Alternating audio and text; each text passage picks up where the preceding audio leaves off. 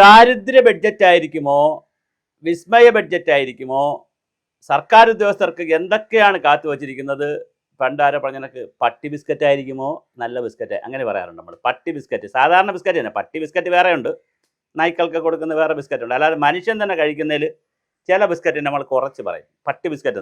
പട്ടി ബിസ്ക്കറ്റ് അച്ഛൻ മാറ്റിക്കൊണ്ടുവന്നെന്ന് പറയും പോലെ ധനകാര്യ അച്ഛൻ V D Satheesan, father of economics, Kerala ധനകാര്യ വകുപ്പിൻ്റെ ഫാദർ ഓഫ് ഫിനാൻഷ്യൽ ഡിപ്പാർട്ട്മെൻറ്റിൻ്റെ ഫാദറായിട്ടുള്ള സതീശൻ അവർകൾ എന്ത് വിസ്മയമാണ് വച്ചിരിക്കുന്നത്.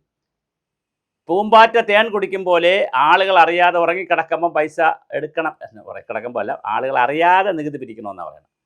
പൂമ്പാറ്റ പൈസ എടുക്കുമ്പോൾ ഇതൊക്കെ ആരാണ് പറഞ്ഞു കൊടുത്തതെന്ന് അറിയില്ല. എന്തായാലും നമുക്ക് കാണാം 1,00,000 കോടി രൂപയുടെ നികുതി അങ്ങനെ പിരിച്ചെടുക്കാൻ പറ്റുമെന്നാണ് പറയുന്നത്. എന്നാൽ 5.07 ലക്ഷം കോടി രൂപ കടത്തിലാണെന്നും 21,000 കോടി രൂപ കിഫ്ബി കടമുണ്ടെന്നും അങ്ങനെ വലിയ ധവളപത്രം പുറത്തു വന്നിട്ടുണ്ട്. ധവളപത്രത്തിനകത്ത് വലിയ നഷ്ടത്തിലോടുന്ന പൊതുമേഖലാ സ്ഥാപനങ്ങൾ ഇനി അങ്ങനെ നിലനിർത്തി കൊണ്ടുപോകേണ്ട കാര്യമില്ല, അത് ലിക്വിഡേറ്റ് ചെയ്യണം, അല്ലെങ്കിൽ അത് അമാൽഗമേറ്റ് ചെയ്യണം, മെർജ് ചെയ്യണം എന്നൊരു കൺസെപ്റ്റ് പറയുന്നുണ്ട്.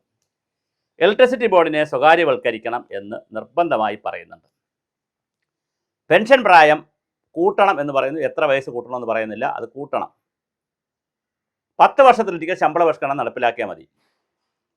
DR, DA ഒക്കെ കൊടുക്കാനുമുണ്ട്. ആശാ വർക്കേഴ്സിന് 3,000 രൂപ കൊടുത്തു, അവരത് പോരാന്ന് പറഞ്ഞ് നിൽക്കുന്നു, ബാക്കി ബഡ്ജറ്റ് വരുമെന്ന് പറഞ്ഞ് അവരിയ്ക്കുകയാണ്. ആശാ വർക്കേഴ്സിന് കൊടുക്കുമ്പോൾ അംഗനവാടികൾ കിട്ടുമെന്ന് പറഞ്ഞ് അംഗനവാടിയും ഇരിക്കുന്നു. അവർക്ക് കൊടുക്കുമ്പോൾ പാചകത്തൊഴിലാളികൾ ഞങ്ങൾക്കും കിട്ടുമെന്ന് പറഞ്ഞ് അവരും ഇരിക്കുന്നു.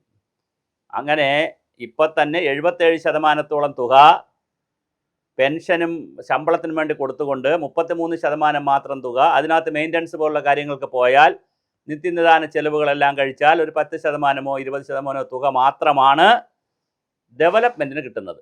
പിന്നെ നമ്മൾ എന്ത് ചെയ്യുമെന്ന് വെച്ചാൽ കടം വാങ്ങിക്കും. മുടിഞ്ഞ കടം വായ്പാണ്. അപ്പം അങ്ങനെ മുടിഞ്ഞ കടം വാങ്ങിച്ച് നമ്മളിങ്ങനെ മുടിച്ചുകൊണ്ടിരിക്കുകയാണ്. ഇതിനൊരു മാറ്റം വരും എന്നാണ് വി ഡി സതീശൻ അവർ പറയുന്നത്. അതുകൊണ്ടാണ് മുഖ്യമന്ത്രി തന്നെ ധനകാര്യ വകുപ്പും കൂടി കൈകാര്യം ചെയ്യുന്നത്. നമുക്ക് കാത്തിരുന്ന് കാണേണ്ടുന്ന മനോഹരമായൊരു വിഷയമാണത്. എങ്ങനെയാണ് നമുക്ക് നോക്കാം, എന്താണ് സംഭവിക്കുക നോക്കാം. എന്തായാലും സർക്കാർ ഉദ്യോഗസ്ഥർ വളരെ വലിയ പ്രതീക്ഷയിലാണ് ഇരിക്കുന്നത്. ഇപ്പോൾ ഒരുപാട് കാര്യങ്ങൾ കിട്ടും എന്നുള്ള പ്രതീക്ഷയിലാണ്. അങ്ങനെയാണെങ്കിൽ ഇതൊരു ദരിദ്ര ബഡ്ജറ്റായിരിക്കുമോ, അതേ ഒരു വിസ്മയമുള്ള ബഡ്ജറ്റായിരിക്കുമോ, എന്തായിരിക്കും ഈ ബഡ്ജറ്റിൻ്റെ ഒരു കാതൽ എന്നുള്ളതിനെ സംബന്ധിച്ച് വലിയ ചർച്ച നടക്കുന്നുണ്ട്. അപ്പോൾ സർക്കാർ ഉദ്യോഗസ്ഥരെ സംബന്ധിച്ച് അങ്ങനെ ചർച്ചയ്ക്കൊന്നും സ്കോപ്പില്ല. അവർക്ക് മിനിമം കാര്യങ്ങൾ അറിഞ്ഞാൽ പെൻഷൻ പ്രായം, എന്നോട് പലരും വിളിച്ചത്, സാർ പെൻഷൻ പ്രായം കൂട്ടുമോ, പറയാനായിട്ടതൊന്നും ഞാനാണ് കൂട്ടുന്നത്, പെൻഷൻ പ്രായം കൂട്ടുമോ, വേറെ ആളൊക്കെ അറിയേണ്ടത് കമ്മ്യൂണിറ്റി നമുക്ക് എന്താണ് ലീവ് നമുക്ക് സറണ്ടർ ചെയ്യാൻ പറ്റുമോ, അതുപോലെ കൊച്ചു കൊച്ചു കാര്യങ്ങളാണ് അവർ ചോദിക്കുന്നത്. ട്രാൻസ്ഫർ കിട്ടുമോ, പ്രൊമോഷൻ കിട്ടുമോ, പെൻഷൻ എന്താണ് ഈ ശൂന്യാവധിയിൽ നിന്ന സമയത്തുള്ള പെൻഷൻ കിട്ടുമോ എന്നങ്ങനെ ചോദിച്ചുള്ള, അല്ലെങ്കിൽ താൽക്കാലിക ജീവനക്കാർക്ക് പെൻഷൻ കിട്ടുമോ, ഇങ്ങനെയുള്ള കൊച്ചു കാര്യങ്ങൾ മാത്രമാണ് ഉള്ളത്. നമ്മെ സംബന്ധിച്ചിടത്തോളം വളരെ കൃത്യമായ ചില സൂചനകൾ കിട്ടുന്നത് പെൻഷൻ പ്രായം കൂട്ടണം എന്നൊരു നിർദ്ദേശം വച്ചിട്ടുള്ളത് ചിലപ്പോൾ 1 വർഷം കൂട്ടാനുള്ള സാധ്യതയാണ് വലുതായിട്ട് കാണുന്നത്. അത് ചിലപ്പോൾ 1-2 വർഷം കൂട്ടുമോ, സതീശൻ കൂട്ടുമോ എന്നറിയില്ല. 10 വർഷം ശമ്പള പരിഷ്കരണം ആക്കുമോ എന്നുള്ള കാര്യം അറിയില്ല. എന്തായാലും സർക്കാർ ഉദ്യോഗസ്ഥരെ കൂടി വിശ്വാസത്തിലെടുക്കുന്ന ഒരു ബഡ്ജറ്റ് ആയിരിക്കും എന്നാണ് കേൾക്കുന്നത്. അങ്ങനെയാണെങ്കിൽ എന്തൊക്കെ അധികം ആനുകൂല്യങ്ങളാണ് സർക്കാർ ഉദ്യോഗസ്ഥർക്ക് കൊടുക്കാൻ പോകുന്നതെന്നും നമുക്കറിയില്ല. നമുക്കത് കാത്തിരുന്ന് കാണാം. എന്തായാലും വളരെ മനോഹരമായിട്ടുള്ള ഒരു പ്രോജക്റ്റാണ് ഡിസൈൻ ചെയ്തിരിക്കുന്നതെന്നാണ് വി ഡി സതീശൻ പറയുന്നത്. മാത്രമല്ല മുഖ്യമന്ത്രിയുടെ ഓഫീസിൽ ഡാഷ് ബോർഡ് വയ്ക്കുകയും എല്ലാ വകുപ്പുകളുടെയും ഒരു മോണിറ്ററിങ്, അല്ലാതെ ഒരു കൺട്രോളല്ല, ഒരു സർവാധിപത്യമല്ല, പിണറായി ചെയ്തതുപോലെ സകല വകുപ്പുകളുടെ ഒരു സർവാധിപത്യമല്ല, ഒരു മോണിറ്ററിങ്, ഓരോ വകുപ്പിൻ്റെ പ്രവർത്തനങ്ങൾ കൃത്യമായി മോണിറ്റർ ചെയ്യുന്ന ഒരു പ്രൊഫഷണൽ മോണിറ്ററിങ് സംവിധാനം കൊണ്ടുവരുമെന്ന് പറയുന്നു. 8 മണിക്ക് എല്ലാ ദിവസവും ഓഫീസിൽ വരുമെന്ന് പറയുന്നു. അസുഖങ്ങളും രോഗങ്ങളുമായിട്ട് കിടക്കാത്ത ദിവസം, തിരുവനന്തപുരത്തുള്ള ദിവസം 8 മണിക്ക് ഓഫീസിൽ വരുമെന്ന് പറയുന്നു. 3 മണി മുതൽ 5 മണി വരെ പൊതുജനങ്ങൾക്ക് കയറാമെന്ന് പറയുന്നു. തലേദിവസം അപ്പോയിൻമെൻ്റ് എടുത്താൽ സെക്രട്ടറിമാർക്കും മറ്റുള്ളവർക്കും രാവിലെ 1 മണിക്കൂർ കാണാമെന്ന് പറയും. പിന്നെ ഫയൽ നോക്കലൊക്കെ ആയിരിക്കും. ഇങ്ങനെ വളരെ മനോഹരമായ പ്രൊഫഷണലായും കാര്യങ്ങൾ പോകുന്നു. ഇതിനിടയിലാണ് ബഡ്ജറ്റിനെ സംബന്ധിക്കുന്ന ചില സൂചകങ്ങൾ പുറത്തു വരുന്നത്. ഇനി വരുന്ന ദിവസങ്ങളിലും ഇത് പുറത്തു വരും. ധവളപത്രം ഇപ്പോൾ പുറത്തു വന്നപ്പോൾ ഇപ്പോൾ തന്നെ പ്രതിപക്ഷം ബഹളമുണ്ടാക്കി തുടങ്ങിയിട്ടുണ്ട്.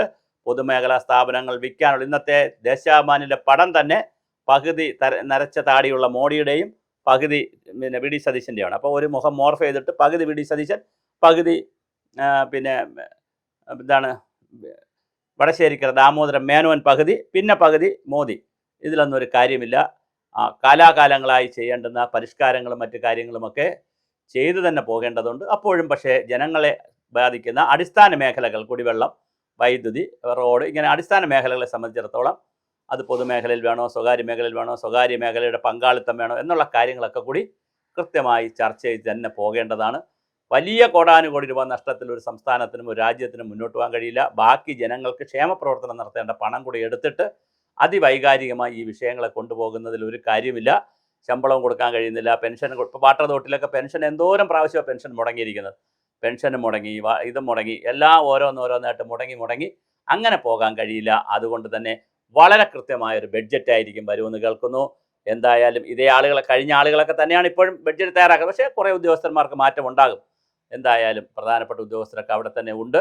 അവർ തയ്യാറാക്കുന്ന ബഡ്ജറ്റ് ഒരു പീപ്പിൾ ഫ്രണ്ട്ലി ആയിട്ടുള്ള, എക്കോ ഫ്രണ്ട്ലി ആയിട്ടുള്ള, പരിസ്ഥിതി ഫ്രണ്ട്ലി ആയിട്ടുള്ള, ഹാപ്പിനെസ്സിന് കൂടുതൽ അവസരങ്ങൾ കൊടുക്കുന്ന, മോട്ടിവേഷനും പോസിറ്റീവായിട്ടുള്ള കാര്യങ്ങളൊക്കെ പറഞ്ഞു വയ്ക്കുന്ന ഒരു പോസിറ്റീവ് ആറ്റിറ്റ്യൂഡണൽ ചേഞ്ച്, ഒരു മനോഭാവ മാറ്റം മനുഷ്യരിലും അല്ലെങ്കിൽ ഉദ്യോഗസ്ഥരിലൊക്കെ ഉണ്ടാക്കുന്ന ഒരു ബഡ്ജറ്റായിരിക്കുമോ വരുന്നതെന്നാണ് നമ്മുടെ സംശയം.